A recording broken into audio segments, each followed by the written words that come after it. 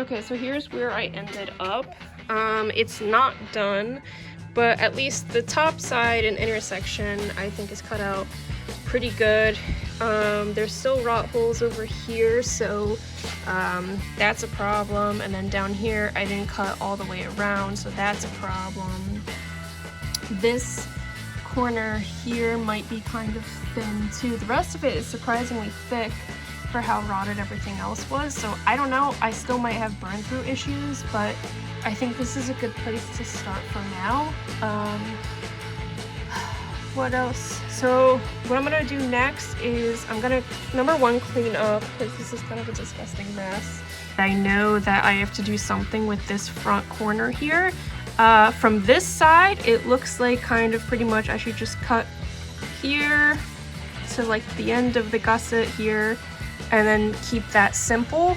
But there is a rot hole underneath, you could see. So, and it goes back a little bit more than that. So I'm gonna have to see what it looks like from the bottom, get my Sharpie or writing utensil of whatever sort and just start marking everything, and come up with a game plan as to whether or not I need to support any of this structure. My thought process is that this has been rotted for forever, and everything that's rotted isn't really structural at this point. So as long as I leave, you know, this guy intact here, the sway bar and everything else, the cross member, what have you, and obviously the top of the radiator support is still intact and very nice. So if I leave everything else on it, I should be fine to just continue to work with this as is. So today I'm going to try to get the frame rail on the passenger side, get that section done this weekend. So it's now Friday night, which I figured is actually a great night to dive headfirst into this project, because I now have all weekend to do this. So, like I said, I just got fresh welding gas this afternoon on my lunch break today. So we're about to thread this in, the regulator. Gonna thread this in. Get this set up. And then we'll start cutting. Okay, so I moved the camera closer so you guys can see what I'm talking about here.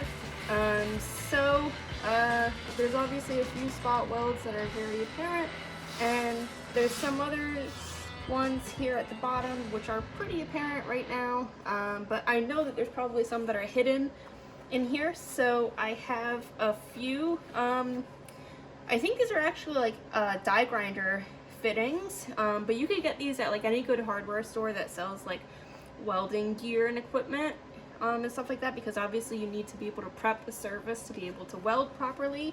I have this guy for doing a lot of the heavy paint strip work, and then I have this for just cleaning up anything flat. I'm gonna put a mask on, we're gonna get to it.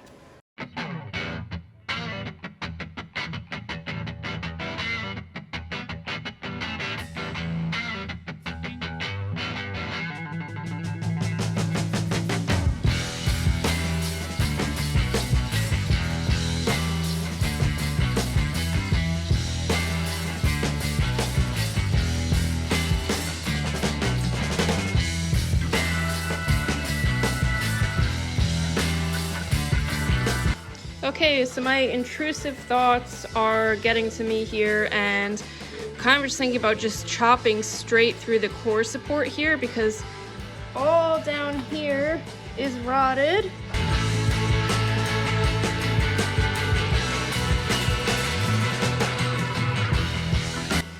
Okay, so I have this very roughly mocked up right now, but as you could probably guess, I centered the cutouts here with the holes that are there. I also roughed it. Now obviously you have an overlap here, so this flange sticks out further than the cross member, but we align that up. We're using our factory flange as just a level, just to keep it in place. And then what I did was check out this original red oxide primer on the bottom of the frame rail. It's such a shame that this is being replaced, because I love stuff like that. But anyways, so you could see where I cut. And I'm just putting that lip on that edge there. Now obviously, why is this perfect now? So I have that flush against that flange, and if I could hold it still, oh god, which I kind of can't, you can see it lines up pretty good. Now, the only thing that really mounts to the frame rail here, I believe, are just the bumper extensions. And I don't know about you guys, but I feel like the bumpers on these cars just never fit as clean and tight as you would want them to be. So I'm kind of like not nearly as paranoid as I was with doing the rear frame rails in this car. I'm kind of like whatever about this, as long as it's solid, it's not rotted, and like everything is solidly connected and nice and clean. That's kind of what's most important to me at this point. Okay. So before I get any further along, here's my hand, hopefully you could see that. The nuts, I went around and I welded them the whole way through because I didn't want to play any games. Because last time that was a real problem for me putting it back together. So I might as well just add a bead of weld around the whole thing so that thing ain't going anywhere ever no more. So anyways, since I did that, I have this C-clamp down so this isn't going anywhere. And what I'm going to do is I'm on the inside here and I'm just going to draw my line and just follow the contour like that. Now, ideally, you would like to cut from the outside in, but because this is where the frame rail fits and this is where my cut lines are, we're doing it like this so that we have an exact match. Another thing I like to do, just because I get a little anxious with this stuff, when I take this back off and I go to actually cut it out, what I'm going to do is, instead of cutting directly on the Sharpie line, I'm going to cut on the outside of it, just so I have like another 1/8 inch of material in case I need it. I shouldn't need it, but in case when I go to cut, I can't match every groove or nook and cranny perfectly, that'll give me, you know, some wiggle room where I can kind of file it and shape it down to fit.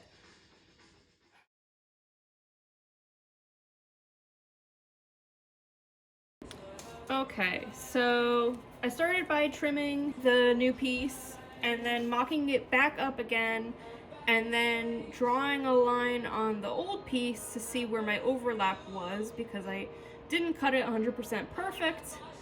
And then I just flipped this over and I'm a little artsy fartsy, so I can kind of like spec out the sizing difference.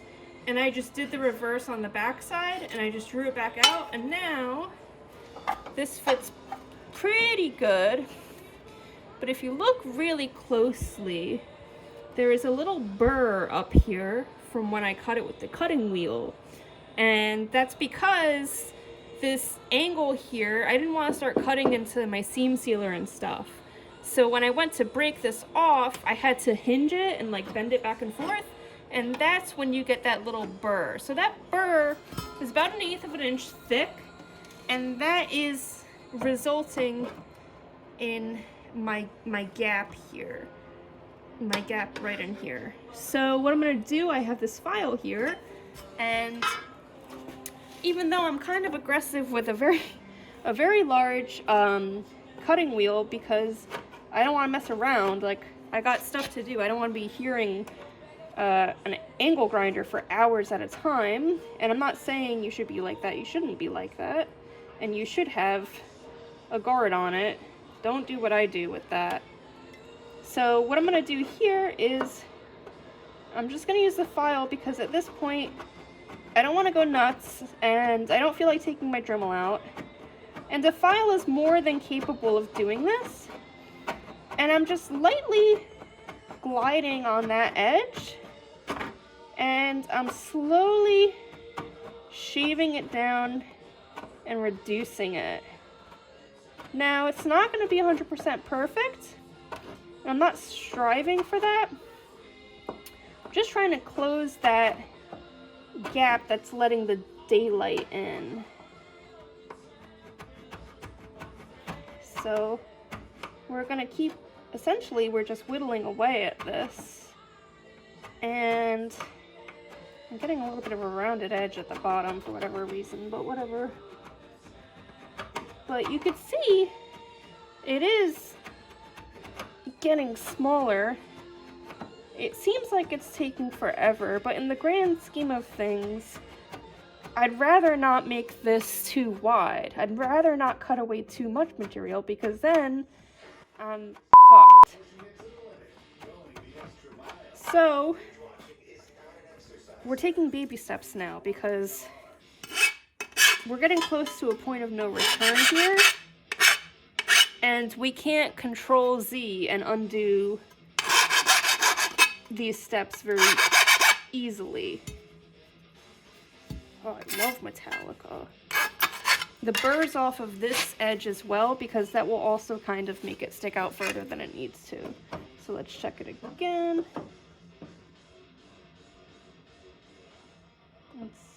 It's kind of magnifying it. That's what my problem is.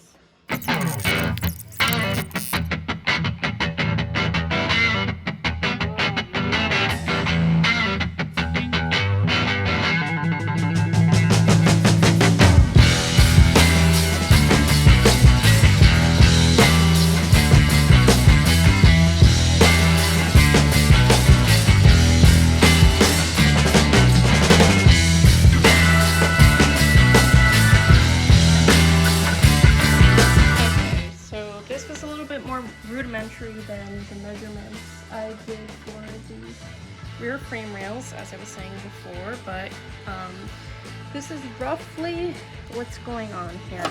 Now, everything is kind of loosely mocked up, and it's loose because I don't care, because I checked everything before with my hands, and I'm just going over it now for you guys to catch up and see what exactly I'm doing.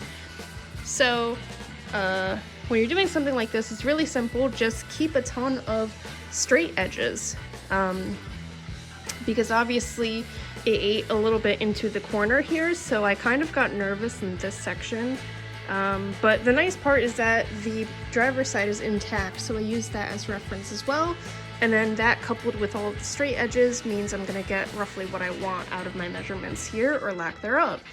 So the thing that was throwing me off was that when you get the new frame rails, this tab here, which is spot welded, you can see these guys here, whoopsies, those guys on the inside, that the flange bends inward towards the engine, and then the core support flanges bend up and outward towards the frame rail. So this was straight. And I was like, oh, like, I don't really remember. And I had to cut everything up very puzzle piece-like to be able to get everything cut the way I needed to, because I can't fit the angle grinder anywhere. And I don't have the air compressor set up, so I didn't use the die grinder for any of this. But anyways, so once I remembered, oh, duh, just check the driver's side, I bent this outwards. And I made that as flush as I could make it. It's not perfect, so I'll probably touch that up at some point when I go to actually finalize everything. Whoopsies. But once I got that pretty flush with the core support, I finalized all of my measurements for the inner frame rail, and I trimmed it accordingly. Then from there, I took the excess piece from the outside of the frame rail, and I have that clamped into the core support right now. It's loose because I had to slide it back to make room for this, because this flange comes outward like it does on the driver's side. So I couldn't have this out because it would interfere. So, let's see. I guess I'll tighten this for you guys just so you could see. But yeah, I mean, it's pretty much just keeping all of your straight edges straight and getting everything to line up with that. So this is straight here, okay? So obviously I got this piece cut pretty nice. So this butts up against the old frame rail very nicely. It's pushing out here because I have it clamped down here, so this is kind of pulling it outwards right now, but once I loose, like you could see, that's fine. So once I mock everything up, it'll line up fine. But this we knew was good, so we lined this back up with this, C-clamped it down, and then I have this a little bit not straight here because I have everything loose. And so now what that's allowing me to do is line up the frame rail on the inside. Now the frame rail on the inside is kind of held in place by the sway bar mounts, and there's a little bit extra trim work I need to do. So I can't totally move it around yet, and it's also held up by the, let's see if I can move my hand, the top section. So that's actually sitting on top of the channel that it needs to sit flush in to be welded in. So I just drew with the Sharpie all down that ridge. So we're gonna trim the old metal back to accept the new metal, and I'll get this tightened up a little bit better, but it's pretty much there.